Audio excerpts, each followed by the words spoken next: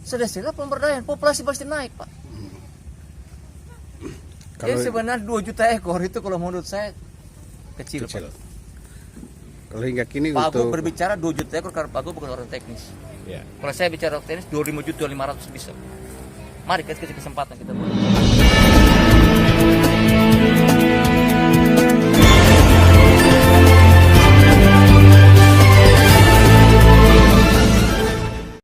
Pemirsa yang budiman, terima kasih telah berkunjung ke channel News Daring. Jangan lupa like, subscribe, komentar, dan bagikan. Pemirsa, untuk memberdayakan ekonomi masyarakat Nusa Tenggara Timur, Dinas Peternakan Provinsi NTT melalui Kepala UPT Pembibitan Ternak dan Pakan Ternak Provinsi NTT, Insinyur Bambang Parmana menjelaskan bahwa pihaknya memiliki program kawin silang dengan beberapa jenis bibit, sapi Brahman, Brangus, FH, Simental, Limousin secara gratis bagi masyarakat petani ternak indukan sapi Bali. Menurut Bambang, mendukung program Gubernur NTT untuk mengangkat keterpurukan ekonomi masyarakat, salah satunya adalah kembangkan kawin suntik. Saat ditemui di Ragnamo, Kabupaten Kupang, pada hari Sabtu tanggal 14 November tahun 2020 jam 20, Wita, Domingus Bira salah satu petani ternak sapi sekaligus ketua kelompok tani Fajar Pagi yang sudah berhasil bangkit dari keterpurukannya dengan beternak sapi, ia berpesan kepada seluruh masyarakat petani agar harus mulai karena ini waktunya, tidak melihat usia dan melihat waktu sebagai penghambat. Menurut pria yang biasa disapa Maksi, berpesan, kalau saya ada di kampung saya tapi saya jadi orang miskin, lebih baik galing kubur dan saya masuk di kuburan.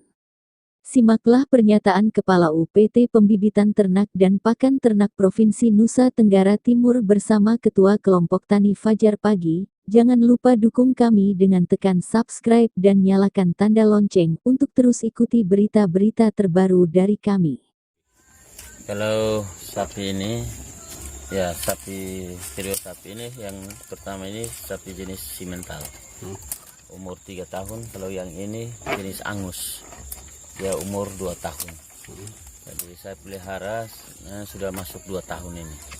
Saya awalnya kepingin punya sapi ini karena melihat ada tetangga yang punya sapi dulu seperti ini, dia bisa beli mobil. Jadi saya bilang kalau dia bisa kenapa saya tidak bisa. Makanya saya berupaya keras sampai saya beli sapi betina sendiri. Saya coba minta tolong petugas IB supaya dia bisa IB dan akhirnya saya bisa dapat 2. Dan sekarang saya sudah berupaya dan ada beberapa indukan. Saya punya IB indukan sendiri juga. Ada sekitar 4 ekor. Dan mereka sudah siap untuk beranak lagi. Jadi kebetulan juga saya diusulkan dari provinsi untuk masuk dalam ikut pelatihan inseminator buatan. Jadi saya sudah dinyatakan lulus. Saya sudah baru kerja 3 minggu tapi sudah 20 ekor. Saya sudah bisa IB 20 ekor.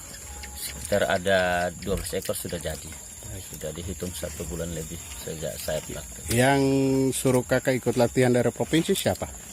Yang jelas Pak Bambang, karena Pak Bambang di kabupaten sudah beliau yang bimbing kami dengan kelompok ini supaya kami penggemukan sapi, pinjam dana kur, dan sekarang kami sudah berusaha supaya kami bisa dapat sapi betina sendiri sehingga kami target 2021 ini kami punya bekalan sendiri, tidak perlu lagi ke pasar untuk cari bekalan.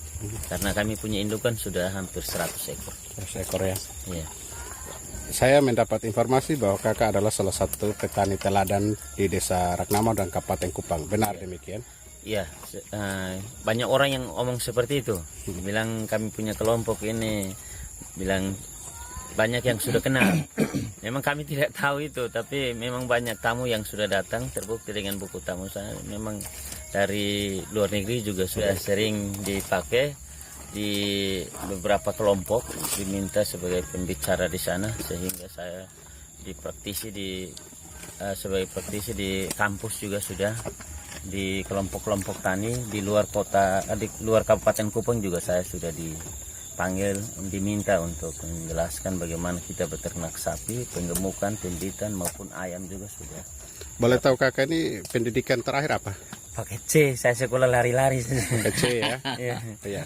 Tapi dengan adanya keberhasilan kakak seperti ini, saya minta pesan kakak terkait dengan keberhasilan kakak pada masyarakat petani lainnya. Kalau untuk mau seperti kami, yang jelas kan kita ada lahan, kita ada petugas-petugas yang sangat baik. Tergantung kita mau. Kalau petugasnya datang tapi kita tidak mau, kan pasti tidak berhasil. Pasti kita hanya menang di omong saja. Tapi kalau mau berhasil seperti kami, ya paling tidak kita harus mulai. Jangan tanya kapan mulai, tapi saya rasa ini waktu dan kesempatan kita untuk bekerja. Umur jangan kita lihat, waktu jangan kita lihat, tapi sekarang kalau kita mulai berarti inilah waktu kita untuk kita mulai. Jadi saya pesan kepada setiap kali saya diminta untuk bicara dimanapun, kalau saya ada di kampung saya baru saya jadi orang miskin, lebih baik gali kubur kok masuk saja di kuburan daripada hidup baru tidak bisa buat apa-apa, itu tidak ada gunanya. Pertanyaan terakhir saya, sudah berapa tahun kakak terlibat di dalam kelompok ini? Kalau kelompok saya itu sejak 2008, bukan mulainya dari peternakan tapi dari pakan. Kami sudah punya pakan ternak itu sekitar ada 50 hektar. Itu yang sudah ditanami dengan awalnya lam torogun. Baru dibagikan oleh Pak Bambang waktu di Dinas Peternakan Kabupaten Kupang. Itu dibagi teramban dan saya baru punya 2 hektar bersama dengan anggota ada yang baru 1 hektar. Sementara kami kembangkan. Terus supaya karena lam toro terambai ini yang memang musim kemarau seperti ini dia masih ada daunnya sehingga kita masih bisa kasih makan. Jadi dari jenis pakan yang kakak saat ini sudah tanam, Ya. yang paling bagus itu pakan apa saja yang sudah? Sebenarnya yang paling bagus itu kami kenal di sini lam toro teramba itu. Karena tidak ada kutu loncat, terus dia bisa tahan kalau ke musim kemarau. Terus rumput. Nah, rumput yang kami kenal di sini rumput gajah. Nah, tapi tidak sebanyak yang odot itu tidak. Jadi kami berharap supaya selain kami dibina untuk ini peternakan, pengemukan maupun yang lainnya, ini juga pakan juga harus tetap diperhatikan karena itu adalah faktor utama supaya sapinya gemuk dan bisa kita jual cepat. Oke, terima kasih. Malam Bapak. Ya. Nah, mungkin Bapak bisa memberikan sedikit penjelasan terkait dengan kelompok yang sudah berhasil ini. Dan kita juga sendiri melihat bahwa memang beliau sudah memiliki 2 ekor sapi yang standarnya lebih daripada sapi-sapi yang ada di NTT ini. Jadi mungkin Bapak bagi sedikit rahasia agar teman-teman kita, petani kita bisa bersemangat untuk melakukan hal yang sama. Oke, jadi sebenarnya kelompok ini secara legalnya itu sejak 2016 ya Mas ya? Iya. Jadi kekuatan kelompok ini adalah pada ketuanya. Beliau adalah mantan kepala desa. Dan saya mengajarkan bagaimana kita melakukan penggemukan sapi tidak membebankan dana APBD. Nah, selama ini kan perbankan tidak berani bagaimana memberikan kredit kepada peternak untuk bisa mereka kembali usaha peternakan karena menyangkut aset. Karena itu saya bangun datang pertama, kita langsung buat SK kelompoknya, kemudian kita buat kandang koloni, maka mereka kerja. Dari situ saya lihat ternyata luar biasa kelompok yang di bawah Pak Ketua ini. Hanya 1 minggu Pak, 87 ekor kandang jadi Pak, lengkap dengan lantai semen. Swadaya Pak. Kemudian saya minta Pak Absalom sini, Pak, saya punya kelompok binaan bagus Pak, mari datang. Beliau datang, beliau bilang, Pak Bambang saya kasih di sini sapi 100 ekor. Tidak lama ya? Iya. Berapa hari kemudian? 3 hari. 3 hari. Dan akurnya cair. Dan cara pengadaannya bagaimana? Saya sebagai tim teknisnya, ini sebagai ketua kelompok, saya katakan sama Pak Maksi Bira, nanti hari Selasa, hari Rabu kita ketemu di pasar, uang Om Maksi pegang. Sampai saya tunjuk, beli sapi itu. Mereka tawar Pak. Setelah itu ada syarat karena penggemukan minimal berat badan harus 200. Dan telinga utuh karena nilai jualnya pasti naik. Maka setelah itu mereka beli, kelebihan mereka punya uang yang kelebihan dari mereka pinjam, mereka simpan Pak, tetap di bank. Maka mereka pelihara karang koloni. Waktu masuk kita timbang, kita tahu berat badan, kemudian saya lakukan rekondisi, saya lakukan pelayanan kesehatan hewan, kita lakukan sendiri. Waktu itu saya sendiri. Saya ajarkan Pak Maksi ini bagaimana lain kesehatan hewan, penyuntikan, pengamatan penyakit. Dan sekarang kalau soal itu, beliau sejago nih. Dulu kalau saya, Pak Bang ini sakit ini, saya bilang ini obat ini. Setelah itu saya mundur jauh. Mandirilah dia. Yang pertama. Maka pada waktu itu mereka di sini yang tidak punya sapi, karena seorang butuh 5 juta, berdirilah 4 ekor sapi. Jantan penggemukan. Setiap ekor rata-rata 3 juta. Iya, keuntungan. Keuntungan 3 juta, piara antara 4 sampai 6 bulan. Berarti kalau 3 juta, berarti ada 12 juta mereka keuntungan. Itu mereka bisa dirikan 2 ekor betina. Makanya dalam 1 tahun mereka punya 4 ekor betina. Mereka tidak saya perkenankan untuk gunakan uang itu. Nanti ke pasar, uang lebih baru kalian gunakan keuntungan itu. Yang lain beli sapi, tapi ada berdiri sapi dan itu dikawal khusus oleh Pak Ketua. Maka sekarang di sini sapi yang tidak punya rata-rata sudah punya panjik 5 ekor gitu ya. Iya, ada. Punya 5 ekor perdana kur. Artinya bahwa pemerintah tidak perlu terbebani dengan penganggaran yang lebih. Cukuplah pakai benar itu. Dan karena dia punya kemampuan sangat luar biasa, kita rekomendasi waktu saya katakan ikutlah pelatihan IB. Saya koordinasi sama Balai Besar, makanya beliau ikut pelatihan inseminator. Dan ini sudah jalan hasilnya. Sudah mulai kasih. Kita letakkan 1 kontainer di sini. Saya kasih tahu sama kawan kabupaten, letakkan 1 kontainer di sini pasti berhasil. Ini sudah jadi inseminator. Kasih kawin sapi yang model begini. Iya, hasilnya nanti. Sapi-sapi eksotik namanya. Jadi indukannya Bali, dikawinkan dengan sapi eksotik. Bibitnya ada bisa Brahman, bisa Berangus, bisa Simental, bisa Limosin, bisa FH, bisa Bali Super. Yang sapi itu di luar sapi Bali Super itu berarti bisa 100 ton lebih. Sehingga kelebihan sapi ini pada saat dia beranak 1 minggu kemudian sudah harga 5 juta. Sapi Bali tunggu 1 tahun Pak. Ini makanya ini beliau ini begini. Sudah diminta pengalaman beliau untuk diajarkan beberapa tempat. Termasuk juga di sini beliau punya sapi sudah banyak. Sekarang kita bentuk lagi klaster ayam. Beliau punya ayam sekarang. Iya. Ayamku. Pelihara 2,5 bulan sampai 3 bulan, keuntungan 3 juta per box. Beli di kandang hanya ke 70.000 Pak. Tidak pakai makanan toko. Kita ajar bagaimana ramu rasul. Jadi ini sebenarnya bisa kita replikasi ke kelompok yang lain. Hanya sekarang kita mau tidak. Jadi kalau dikatakan tadi Pak tanya apakah Pak sebagai kelompok apa? Kalau saya versus saya pribadi dan teman-teman menilai semua termasuk Undana, dia sekarang petani teladan Pak.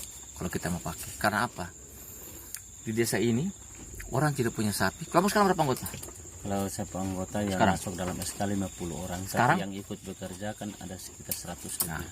Pak bayangkan 2016 2020 belum sampai 4 tahun peningkatan kapasitas itu dari 50 kakak awal sekarang sudah lebih kakak Pak. Setiap kakak minimal 3 orang dihidupin Pak. Kalau ini sekarang 11 Iya. berarti sekitar 400 sampai 500 jiwa Pak. Tidak pakai dana pemerintah Pak, swadaya mereka. Dan Makanya kekuatan di sini Pak. Ini bisa kita buat. Makanya kalau NTT bangkit, NTT sejahtera, seperti ini kita replikasi ke tempat lain. Jadi usaha pemerintah adalah lakukan pelatihan kesehatan hewan, pelatihan input ketua kelompok, pelatihan petani, fasilitasi kandang mungkin. Nah, selesai Pak. Tidak susah. Jadi sekarang ini, selama ini Pak Maksi, ketua kelompok ini, mau kasih kalian suntuk, tim itu kayak Hermanus dan Meta yang inseminator teladan tidak tamat SD. Jadi tidak perlu ilmu tinggi-tinggi, Pak Maksi ini paket C. Tapi lihat ilmunya Pak ini. Ini juga orang sudah tahu 40 dia tidak mau. Dia mau 50 juta Pak. Sekitar 800 kilo itu 700-800 kilo. Kan kita sudah timbang. Kita timbang. pernah ikut konteks juga. Pernah ikut kontes. 2 tahun lalu ikut kontes ini masuk 400-an Pak. Ini sekarang sudah 700-800. Dan yang melakukan penimbangan itu bukan saya. Termasuk pertama beras sapi Bali, orang bilang tidak bisa sampai 1,2. Ternyata bisa sampai 1,2 per hari Pak. Dan yang melakukan penimbangan bukan saya. Saya minta bantuan teman-teman dari BPTP yang melakukan penimbangan. Jadi data real dari mereka bukan dari saya. Jadi Anda mau percaya tidak percaya, saya sama masih tidak urusan. Petani sejahtera, data yang kasih bukan BPTP, bukan saya yang timbang. Iya. Jadi data real, tidak ada rekayasa. Cuman mereka tidak tahu bagaimana cara makannya. Mereka buat kandang koloni dan jaga satu ke 24 jam. Dan kasih pakan cacah. Siapa yang petugas jam 6 sampai jam 7 pagi, dia punya tugas memberikan makan semua sapi yang ada di kandang itu, kandang koloni. Dan sapi diasuransikan. Tidak ada komponen asuransi sampai sekarang, Pak. Tidak ada hutang di perbankan. Selesai. Kami lunas semua. Lunas semua. Artinya kalau kita mau bawa ke kabupaten lain, selesai. Jadi kunci saya ingin katakan begini. Turunlah kita ke lapangan. Belajar di petani. Walaupun kita mengaku kita tidak hebat, tapi sebenarnya kita tidak hebat. Karena apa? Relatif ilmu kita, teori yang turun lapangan itu relatif, Pak. Ya. Tapi kalau kita turun sampai di lapangan, kita lihatin petani, kita tahu, oh ternyata begini dan ini sudah kita buat. Jadi manapun daratan, entah di daratan Sumba, di daratan Flores, di daratan Timur, sama Pak, tidak beda. Bagaimana teknis pendekatan sosial budaya kita lakukan? Selesai. Nah ini kalau kita bicara konsep Pak Gubernur, bagaimana pemberdayaan, peningkatan pendapatan masyarakat, NTT bangkit dari keterpurukan ekonomi masyarakat, kita punya petani peternak ini salah satunya, Pak. Tolong ukur untuk peternakan NTT Kabupaten Kupang, Pak. Dia berat berapa bobotnya? Ini sekitar sudah? 460-470. Bobotnya ya sekarang ya. Setahun 1,5 sampai 1,6. Kalau melihat dari keberhasilan Bapak di Kabupaten Kupang, sudah berapa banyak Oh ribuan, Pak. IB? Ribuan. Karena IB. di Kabupaten Kupang, Pak, kita punya tenaga inseminator mandiri. Setiap tahun ada pelatihan terus masing-masing Kabupaten Kupang. Terus program Bapak sebagai Kepala UPT PB Bitan untuk NTT sendiri mendukung program Pak Gub bagaimana? Sebenarnya ini ada di dinas teknis, bukan di UPT. UPT hanya menyediakan bibit bakalan. Karena itu sementara ini saya mencoba buat bagaimana semua indukan yang sudah tidak layak, kita merencana jual, kita gantikan indukan baru. Kemudian kita harus melakukan tata kelola kembali manajemen kita, instalasi, untuk bagaimana kita mendapatkan sapi-sapi yang baik. Seperti tadi kalau saya jelaskan tadi Pak Kenny bahwa, makanya saya bilang inilah pendekatan. Ini kita baru bicara sapi loh, Pak. Kita belum bicara yang bagaimana di lokasi perkotaan. Lokasi perkotaan ayam, perkampungan babi. Babi itu kan hanya sekarang biosecurity-nya, Pak. Karena ASF ini kalau kita biosecurity-nya kita perketat, dia tidak bersalah. Nah ini saya kepengen katakan bahwa sebenarnya membangun peternakan itu tidak perlu kita bebankan pemerintah. Jadi membangun peternakan mandiri menuju ke peternakan peternak. Bagaimana? Kita fasilitasi mungkin hanya kandang saja, misalkan. Nanti uangnya kepake aja perbankan dana utuh, Pak. Ya. Atau investasi. Kan bunganya rendah. Kalau misalkan contoh, kita kasih mereka sapi satu indukan, kemudian kita bagi hasil. Mereka dapat 70%, kemudian dapat 30%. 70% kalau misalkan dia jual harganya 20 juta, berarti kan 14 juta. Dia dapat indukan 2. Selesailah pemberdayaan, populasi pasti naik, Pak. Jadi sebenarnya 2 juta ekor itu kalau menurut saya kecil. Pak. Kalau hingga kini Pak Agung untuk berbicara 2 juta ekor karena Pak Agung bukan orang teknis. ya. Kalau saya bicara orang teknis 25 juta 500 bisa. Mari kita kasih kesempatan kita buat ini, Pak Den. Pesan Bapak kepada petani. Pesan saya kepada petani, marilah kita carilah informasi sebanyak-banyaknya ke dinas kabupatennya, ke dinas peternakan provinsinya, kepada para inseminator yang ada kita di lapangan, kepada kita punya dokter hewan yang di lapangan, kepada puskesmas kita, ada unit lain instansi buatan oleh dari kecamatan. Mintalah pelayanan inseminasi buatan dan pelayanan kesehatan hewan. Mintalah untuk pengembangan pakan ternak. Mintalah bantuan tes pembuatan kandang yang layak. Karena sebenarnya kita berpikir untuk zero waste, artinya dari sapi ini tidak ada yang terbuang. Kalau saya di UPT, ini kotoran ini Pak, kita buat pupuk 1 kilo itu 3.000. Makanya satu karung itu 5 kilo 15.000. Ini kan petani tidak buat. Jadi kita tidak perlu pakai pupuk anorganik. Ini saya kita kasih. Selesai. Kemudian kencingnya, kan kencingnya sudah teknologinya. Kita buat tanah pakai alas, pakai semen, kita taruh di punya kencing, disinfektan. Semuanya terpakai, Pak. Kalau potong darahnya kita bikin tepung darah untuk apa? Pakan ternak. Tulangnya kita bikin tepung tulang apa? Pakan ternak, kalsium. Kulitnya kita buat kerajinan penyamakan kulit. Daging kita pakai. Selesai, kita kosong, Pak. Hingga kini Bapak ini berapa kelompok tani yang sudah Bapak bina di Kalau Kabupaten Kupang saya tidak bisa hitung, Pak, terlalu banyak.